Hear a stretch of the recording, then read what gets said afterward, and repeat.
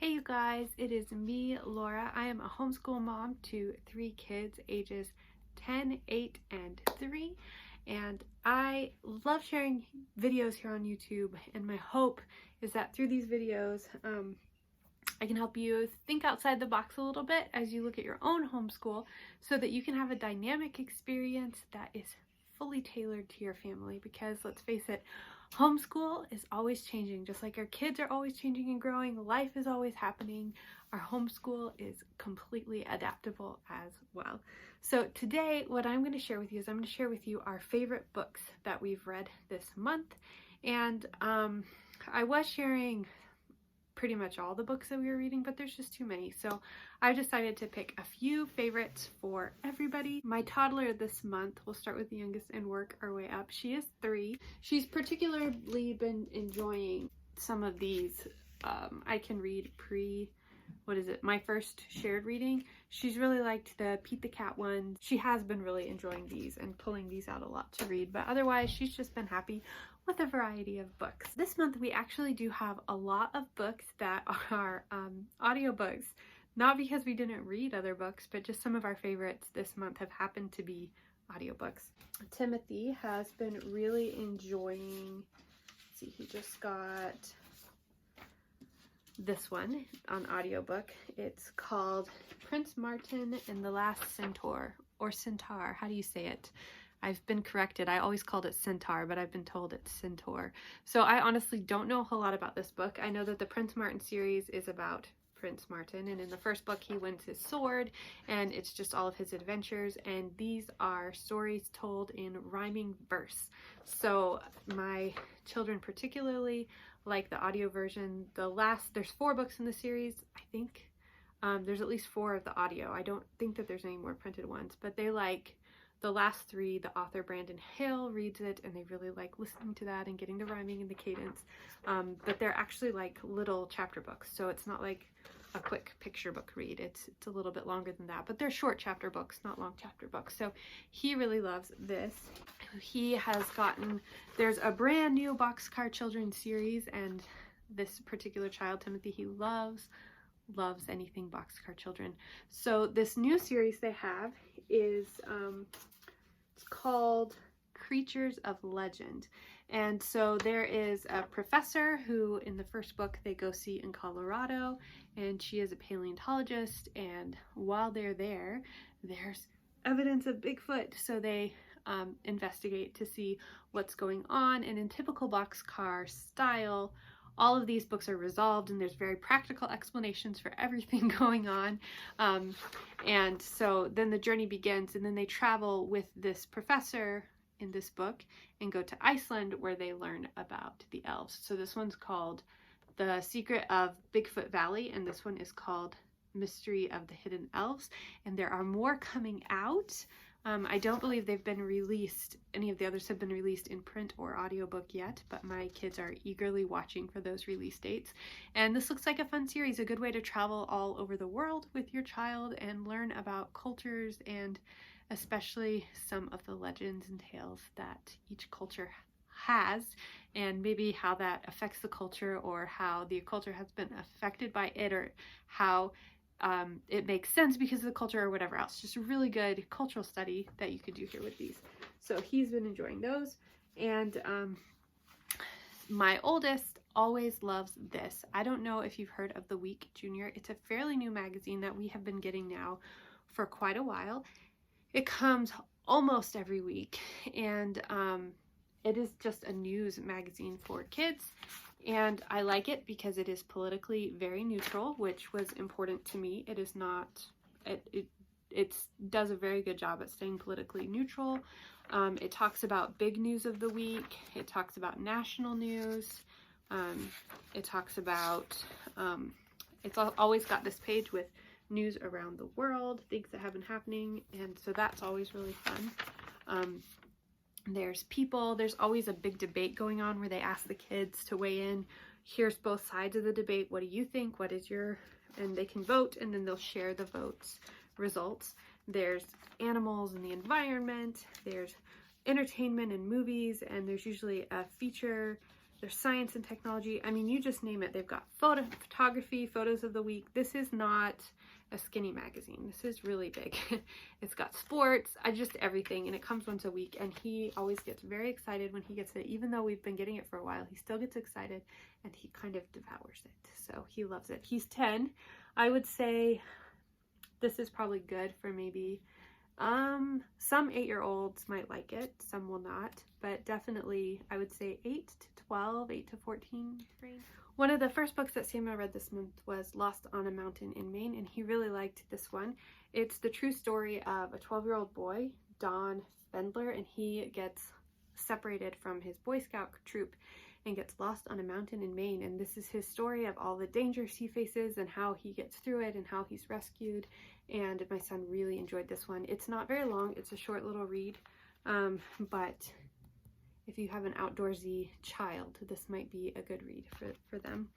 And the other one that he really liked this month was The One and Only Ivan. This is his second time reading this book, so I have reading requirements for him, and he can choose what order he does them and whatnot, but this fulfilled 2 of the spaces, so I wanted him to reread a book that he loves. I think it's easy for us to get in this motion where we read something and then move on and then never revisit it, but I think sometimes there's value in revisiting, especially some of our favorite things as we grow and change throughout life.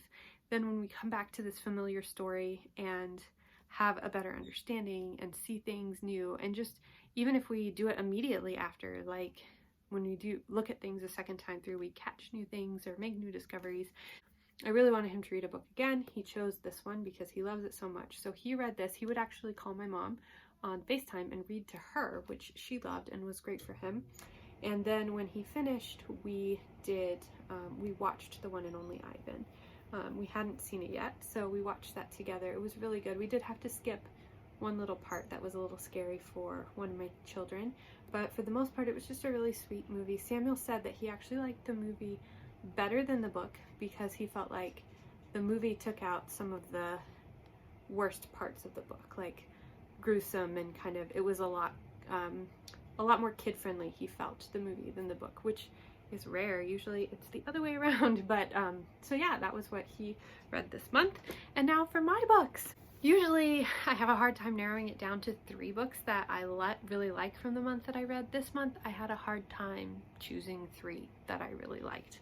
So yeah, it was just that kind of month. The first 2 were easy to pick, but I had a hard time picking a 3rd.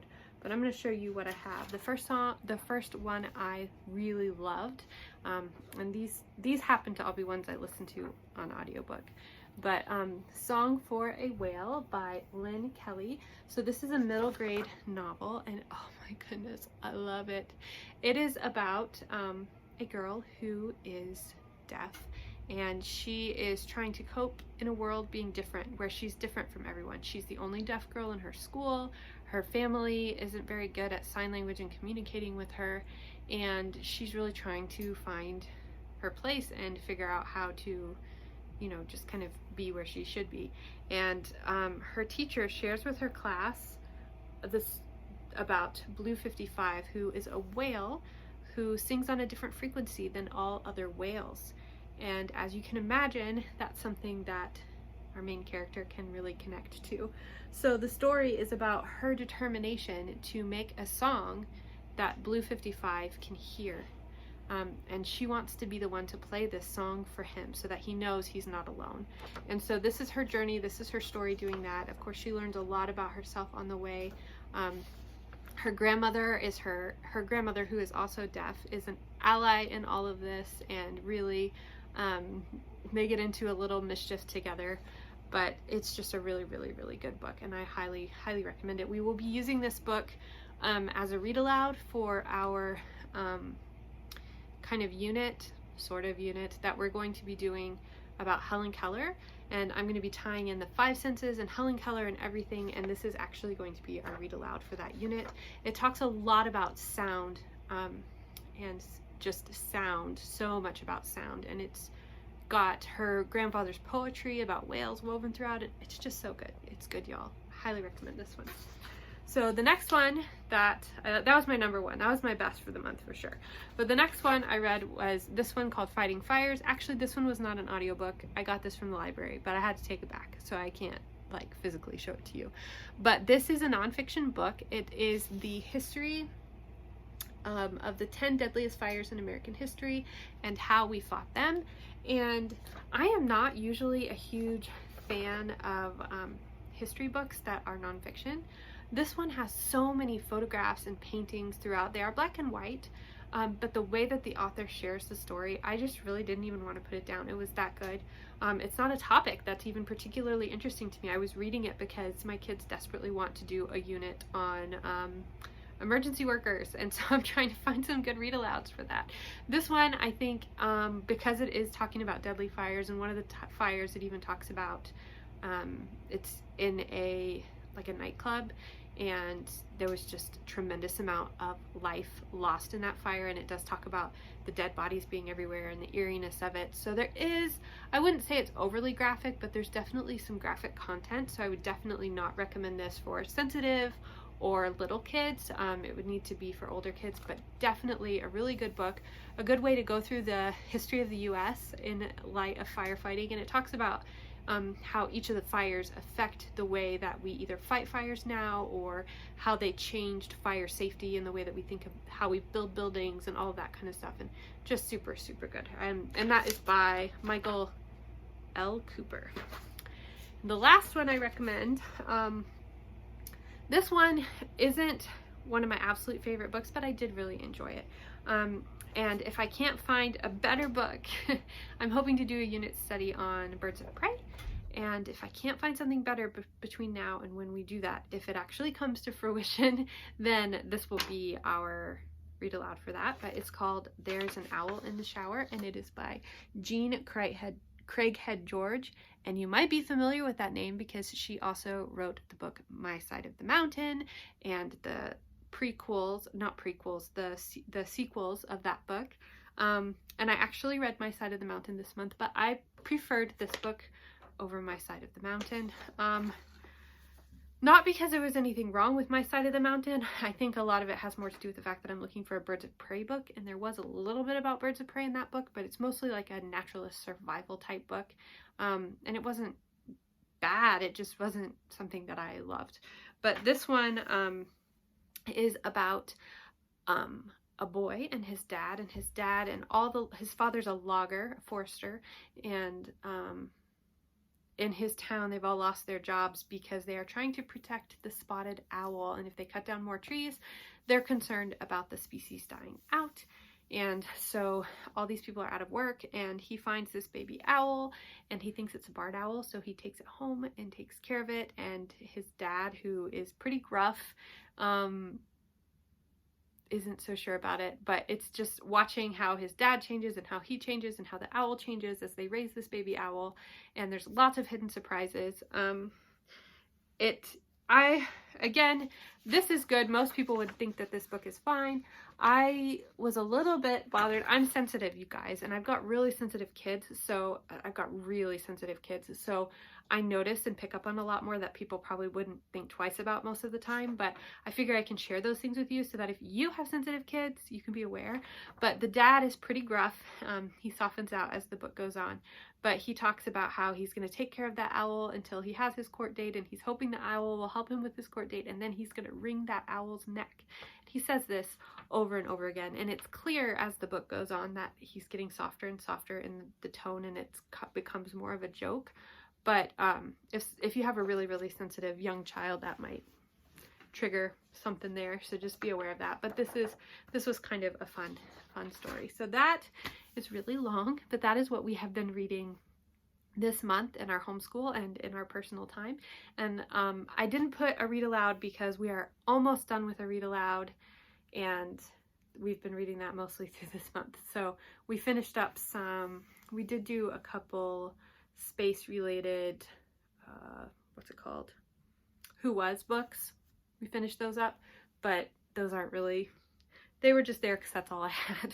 So we're working on another one that I'll definitely be sharing with you in next month's video, and that is all I have for today. I would love to hear what you guys are loving and reading in your homeschool, and if you have any books especially that you think would be great to turn into unit studies. That's a new kick I'm kind of on here, is finding great books that I can use as solid bases, literature bases for unit studies. I would love to know. And I hope that you guys are having a good day. I'll talk to you later. Bye.